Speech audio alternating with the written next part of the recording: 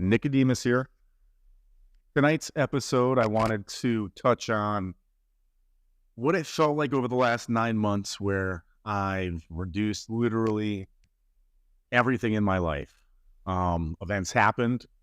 I got rid of, my house, all the lawn payments, all the internet cable, and I was able to reduce and move in with someone, right? And I feel so much free. I have never felt so free, and I know that I'm rebuilding and creating the life that I want, but it just, my God, I feel so free from just so many encumbrances. So I just wanted to hear your thoughts on like all of how is more better. Yeah. It's interesting as you're sharing that. I'm thinking my own experience. And I'd say, yes, I learned this in my own life, but I also learned it from working with very successful or affluent people. So when I was in India, my teachers used to say something that you can learn, and really, Course in Miracles says it too, you can learn from other people's experiences. You don't have to have, like the Holy Spirit, you don't have to have all the experiences on your own. So I can almost see if let's say I'm coaching or working with someone, and let's say maybe a few years, and like maybe they're extremely successful in their business, or some maybe retired, maybe they made a ton of money in real estate or whatever it is. You start to realize they will say things and in revealing about themselves and their lives when they get honest, and I'm their coach. And for some of them, I might have been the only person that they could talk to like this, right?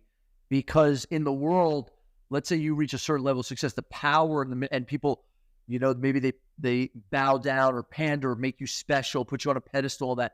So they have a lot of manipulation power in the world.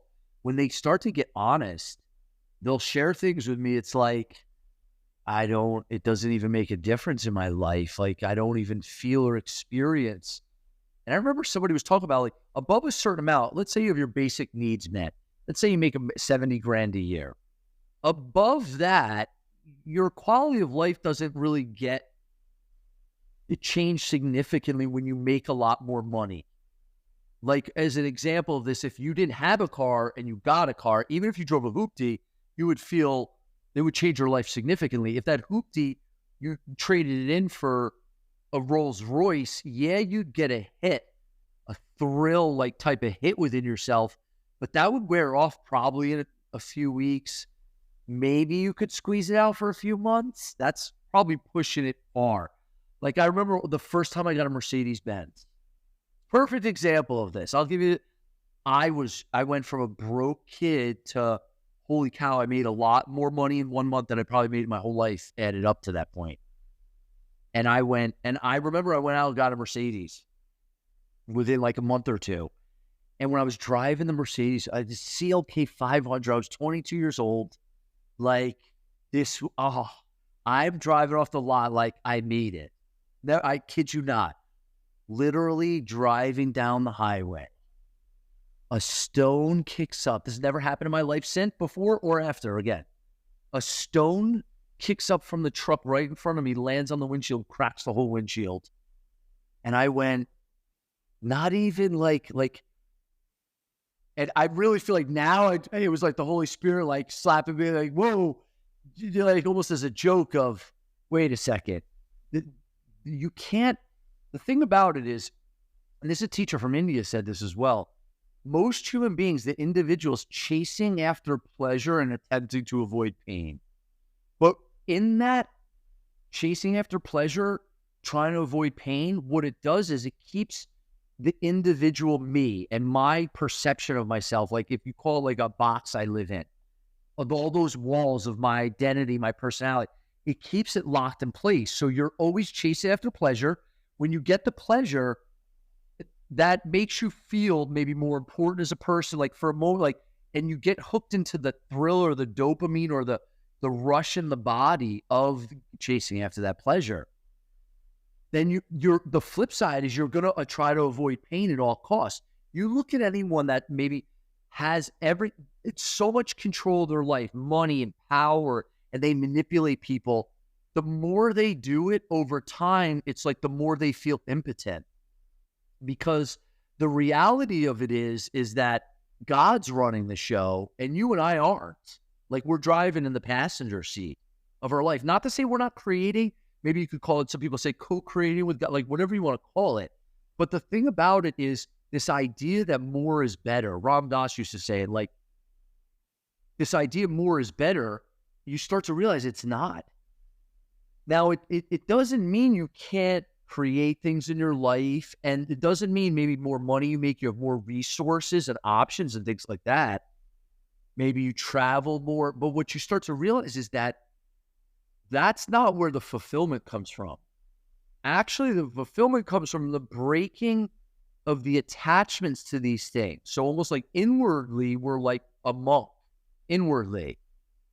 So things come, things go. Everything says hello, says goodbye. Everything comes and goes. But there's this substratum in which it's like we get comfortable in our own skin because we're no longer trying to chase after pleasure as though our identity comes from the people we're with, the money we make, the sex we have, how the world sees us, how we see ourselves, and am I special enough in my own eyes? The Course in Miracles says anything that you seek in the world to make yourself bigger in your own eyes or in the eyes of someone else just basically blinds you from glory and blinds you from your magnificence. So anything that you try to, and then you start to, what's that? Like a watch, nice watch, all this stuff. And it doesn't mean you can have these things, but in and of themselves, they're never gonna, you can never find happiness or fulfillment in a thing itself.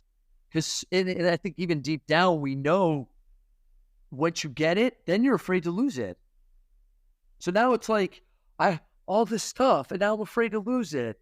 And now it's just, oh, so your prison cell, you dressed it up really nice. I just don't want to be in prison anymore.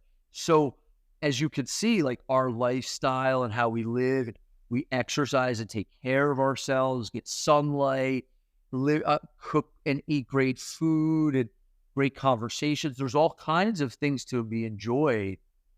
But the real richness comes from our being and our presence. And actually, it's like the space in between the thoughts in ourself where you hear the Holy Spirit. It's like the Course says, the Christ in you is very still.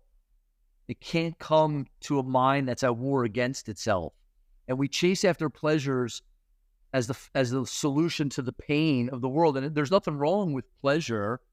You just realize that the real pleasure comes from spirit, comes from within ourselves. And then all these things, it's like they're all neutral.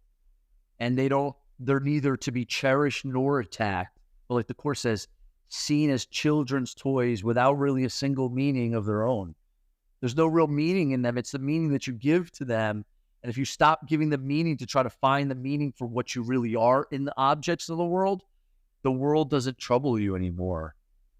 And I'm telling you, there's highly successful people that still haven't realized it. And they're still like the little boy, little girl chasing after it in hopes it's going to fill them up, and it never works. It's a losing proposition. They should be neither cherished nor attacked, but seen as children's toys without a single meaning of their own.